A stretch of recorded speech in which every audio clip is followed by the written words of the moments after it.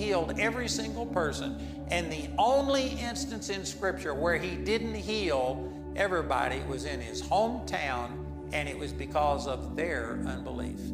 If their unbelief stopped Jesus, then I can guarantee you this is why we can't just go in and empty a hospital, is because people have to believe in order to receive. I've tried to go into a hospital. I've gone into a hospital and tried to empty it, and I actually had one guy in a wheelchair, and he had crutches beside his bed, and I got to telling him, Jesus wants to heal you. And he says, well, if it's his will. And I said, no, it is his will. And I started sharing some of these things. Well, no, God made me this way. And I said, well, if you think God made you that way, why are you in the hospital trying to get out of God's will?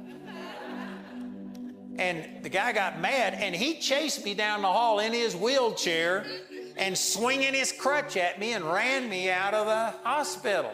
And then there was another instance where a guy was on life support, and the doctors were working on him, and he was at the point of death, and his family got me and brought me in to pray for him, and he was hooked up to all of these machines, and the doctors were working on him and trying to keep him alive.